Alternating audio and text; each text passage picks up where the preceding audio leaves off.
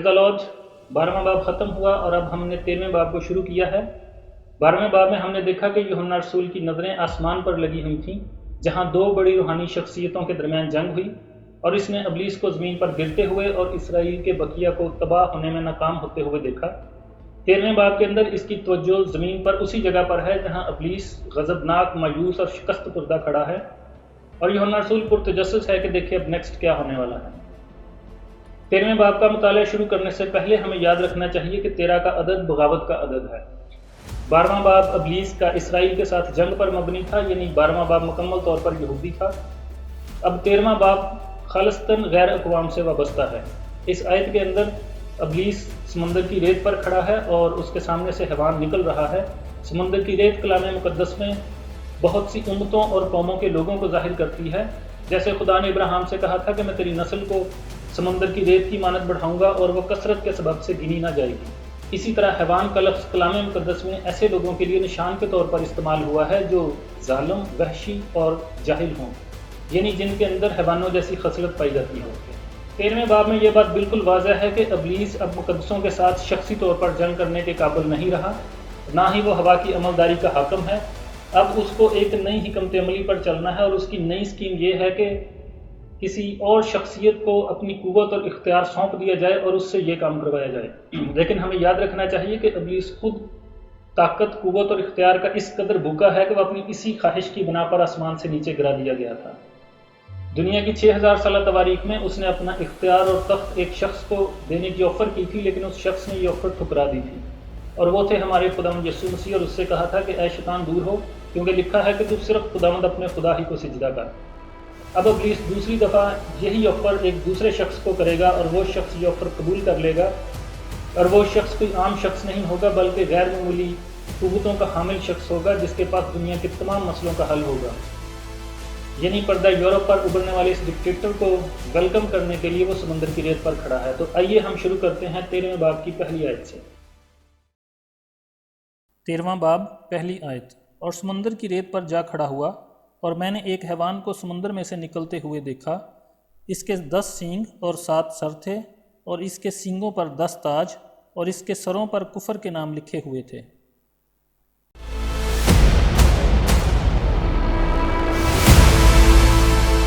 इस हैवान को अगर पुरानी रोमी सल्तनत के हवाले से देखा जाए तो इसकी शनाख्त बिल्कुल साफ समझ आ जाती है।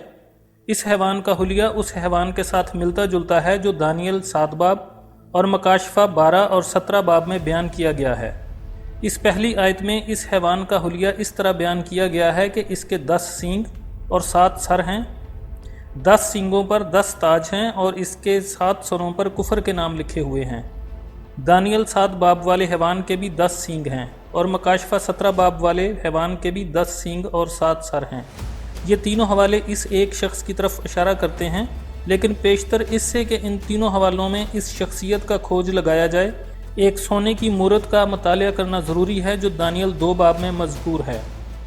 खुदा ने दानियल पर गैर कौमों के बारे में, इसराइल के बारे में और मसीह की शानदार हुकूमत के बारे में अपना मुस्तकबिल का प्रोग्राम एक खाके की शक्ल में आश्कारा किया।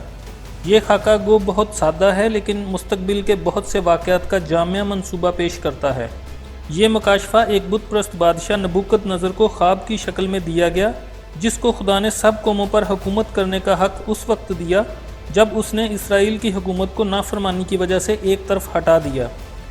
यहीं से गैर कौमों की मियाद का आगाज़ होता है, जिसका जिक्र खुदावंद यीशु मसीह ने लूका 21 बाब की 24वीं आयत में किया। गैर कौमों की मियाद वो अरसा है जिसमें इसराइल और यरूशलेम पर गैर कौमों के बादशाहों की हुकूमत कायम रहेगी। ये अरसा नबूकदनज़र बादशाह यानी 606 कबले मसीह से 1948 तक रहा। इन 2554 बरसों में यरूशलेम पर गैर यहूदी हुकूमतें हुक्मरान रहीं। नबूकदनज़र बादशाह ने अपने ख्वाब में एक आदमी की शक्ल की एक बहुत बड़ी मूरत देखी, जिसका सर खालस सोने का था, इसका सीना और बाजू चांदी के, इसका शकम और रानें तांबे की थीं, इसकी टांगें लोहे की और इसके पाँव कुछ लोहे और कुछ मिट्टी के थे। बादशाह इसे देखता रहा यहाँ तक कि एक पत्थर हाथ लगाए बगैर ही काटा गया और मूरत के पाँव पर जो लोहे और मिट्टी के थे लगा और उनको टुकड़े टुकड़े कर दिया, और वो पत्थर जिसने इस मूरत को तोड़ा एक बड़ा पहाड़ बन गया और तमाम ज़मीन पर फैल गया। دنیا کے کسی اور خواب میں اتنی لمبی تواریخ کا مکاشفہ نہیں ظاہر کیا گیا جتنا اس خواب میں۔ یہ خواب نبوکد نظر کے اپنے عہد حکومت کے وقت سے لے کر خداوند مسیح کی بادشاہت کے آخر تک کے عرصہ کو سمیٹتا ہے۔ آگے چل کر دانیل نبوکد نظر بادشاہ کو اس کے خواب کی تعبیر بیان کرتا ہے کہ بادشاہ خود وہ سونے کا سر ہے جو بابل کی حکومت کو ظاہر کرتا ہے، جو 606 قبل مسیح سے 539 قبل مسیح تک رہی۔ چاندی کے بازو اور سینہ مادی اور فارسی سلطنت کو ظاہر کرتے ہیں جو 539 قبل مسیح سے 330 قبل مسیح تک رہی اور بابل کی حکومت کے زوال کے بعد وجود میں آئی۔ اس کے بعد تیسری یونان کی حکومت، جس کو تانبے کا شکم اور رانے ظاہر کرتی ہیں، سکندر اعظم کے عہد میں قائم ہوئی، جو ایک مختلف شکل میں 65 قبل مسیح تک قائم رہی۔ اس کے بعد ایک چوتھی اور آخری حکومت آئی جس کو لوہے کی ٹانگیں اور لوہے اور مٹی کے پاؤں ظاہر کرتے ہیں۔ یہ 65 قبل مسیح سے 476 عیسوی تک رہی۔ یہ رومی حکومت تھی جو خداوند مسیح کی پیدائش کے وقت برسر اقتدار تھی۔ مکاشفہ 13 باب کے حیوان کو سمجھنے کے لیے اس چوتھی رومی سلطنت کو سمجھنا ضروری ہے۔ اس مورت کی 2 لوہے کی ٹانگیں رومی حکومت کے 2 حصوں کو ظاہر کرتی ہیں جو 5ویں صدی عیسوی میں وجود میں آئے۔ ایک مغربی رومی حکومت جس کا دارالخلافہ روم تھا اور دوسری مشرقی رومی حکومت جس کا دارالخلافہ کانسٹینٹی نوپل تھا۔ اگر مورت کی دھاتوں یعنی سونا، چاندی، تانبا، لوہا، مٹی پر غور کریں تو ان میں قیمت اور خوبی کے لحاظ سے بتدریج کمی نظر آتی ہے جو ہر سلطنت کی خوبیوں کے زوال کو ظاہر کرتی ہے۔ بس یہ خاکہ اس حقیقت کو آشکارا کرتا ہے کہ انسانی تواریخ کی کہانی ترقی کی نہیں بلکہ درجہ بدرجہ تنزلی کی کہانی ہے۔ یہ جاننا ضروری ہے کہ چوتھی سلطنت جو ٹانگوں کی حالت میں صرف 2 حصوں میں منقسم تھی، وہ پاؤں میں پہنچ کر آخرکار 10 حصوں میں منقسم ہو گئی، جن کو پاؤں کی 10 انگلیاں ظاہر کرتی ہیں۔ مغربی رومی حکومت کے 5 حصے یعنی اسپین، گال، برطانیہ، اٹلی اور مقدونیہ بنے، اور مشرقی رومی حکومت کے 5 حصے مصر، ایشیائے کوچک، فلسطین، عرب اور اسور بنے۔ وقت گزرنے کے ساتھ ساتھ رومی حکومت مزید بہت سے حصوں میں تقسیم ہو گئی۔ اس آیت میں 7 سر اور 10 سینگوں کی تعبیر مکاشفہ 17 باب میں کی گئی ہے۔ لکھا ہے وہ 7 سر 7 پہاڑ ہیں اور 7 بادشاہ بھی ہیں، لہٰذا 7 سر 2 چیزوں کو ظاہر کرتے ہیں۔ اول 7 پہاڑ ہیں جن پر روم شہر بسا ہے، اور 7 بادشاہ یا شاہی خاندان جو رومی حکومت میں گزرے ہیں۔ 7 پہاڑ جن پر روم کا شہر بسا ہے یہ ہیں: ایونٹین ہل، کیلین ہل، کیپیٹولین ہل، ایسکیولین ہل، پیلاٹین ہل، کیورنل ہل، ویمنل ہل۔ اور 7 بادشاہوں میں 5 جو ہو چکے ہیں یہ ہیں: جولیس سیزر، ٹائبیرس، کلگولا، کلادی، نیرو، اور چھٹا بادشاہ جو موجود ہے ڈومیٹین ہے۔ بعض علماء ان 7 سروں کو 7 عالمی حکومتوں سے بھی تشبیہ دیتے ہیں۔ یوحنا کے 95 عیسوی میں لکھتے وقت 5 عالمی حکومتیں ختم ہو چکی تھیں، یعنی مصر کی حکومت، اسور، بابل، مادی فارسی اور یونان کی حکومت۔ یوحنا رسول کے وقت 6ٹھی عالمی رومی حکومت اقتدار میں تھی، اور 7ویں عالمی حکومت بڑی مصیبت کے دوران بنے گی، جس میں سے 8واں بادشاہ نکلے گا جو مخالف مسیح ہوگا۔ ان 7 سروں کو مختلف تفسیروں سے قطع نظر کہ وہ رومی حکومت کے 7 شاہی خاندان ہیں یا عالمی حکومتیں، نتیجہ ایک ہی نکلتا ہے کہ 8واں مخالف مسیح ہے جو 7ویں حکومت میں سے نکلتا ہے۔ دانیل 9 باب کی 26ویں آیت اس شہر کا حال بیان کرتی ہے جس میں سے مخالف مسیح آئے گا، اور ایک بادشاہ آئے گا جس کے لوگ شہر اور مقدس کو مسمار کریں گے۔ کن لوگوں نے شہر یروشلم اور مقدس یعنی ہیکل کو مسمار کیا؟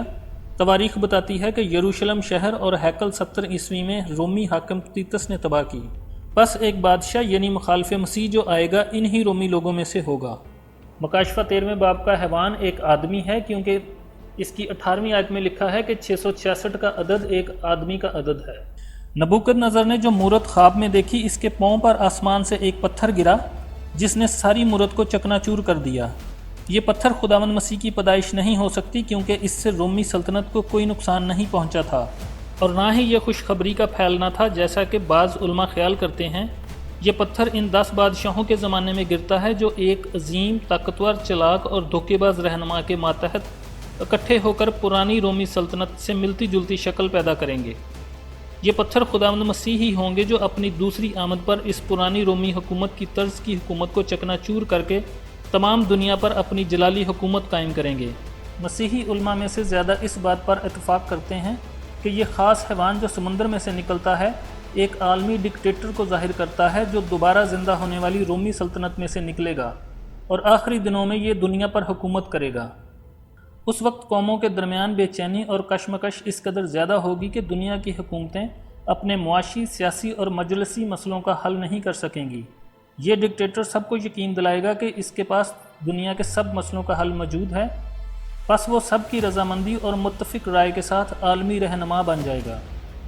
1957 سے چند یورپین ملکوں کی یہ زبردست کوشش جاری ہے کہ یورپ کو متحد کیا جائے۔ اس تنظیم کو EEC کہتے ہیں، یعنی یورپین اکنامک کمیونٹی۔ موجودہ وقت میں 27 ملک اس کے ممبر ہیں۔ یہ تعداد بڑھ بھی سکتی ہے اور چند ممبران کے نکل جانے سے کم بھی ہو سکتی ہے، لیکن آخر کار یہ تعداد 10 رہ جائے گی۔ یورپین اکنامک کمیونٹی کا یہ اتحاد ابھی مکمل نہیں ہوا۔ ابھی تک ایک تجارت، ایک پاسپورٹ، ایک کرنسی تک پہنچے ہیں، لیکن ابھی ایک نیشنل اسمبلی اور ایک ملٹری ہونا باقی ہے۔ یورپ کے حالات بتا رہے ہیں کہ یہ اتحاد بہت جلد مکمل ہونے والا ہے۔ اس آیت کا آخری حصہ سمندر میں سے نکلنے والے حیوان کے بارے میں یوں بیان کرتا ہے کہ اس کے سروں پر کفر کے نام لکھے ہوئے تھے۔ 2 طریقے ہیں جن کے ذریعے یہ شخص اور اس کی حکومت خدا کے خلاف کفر بولیں گے۔ اول اپنے آپ کو خدا کے برابر بنانے میں، اور دوم خدا کی جگہ خود لینے میں۔ پولس رسول دوسرا تھسلنیکیوں میں بتاتا ہے کہ جو مخالفت کرتا ہے اور ہر ایک سے جو خدا یا معبود کہلاتا ہے اپنے آپ کو بڑا ٹھہراتا ہے، یہاں تک کہ وہ خدا کے مقدس میں بیٹھ کر اپنے آپ کو خدا ظاہر کرتا ہے۔ اسی کفر کی بابت خدا نے دانیل پر بھی یہ ظاہر کیا، اور بادشاہ اپنی مرضی کے مطابق چلے گا اور تکبر کرے گا اور سب معبودوں میں سے بڑا بنے گا، اور اللہوں کے الہ کے خلاف بہت سی حیرت انگیز باتیں کہے گا۔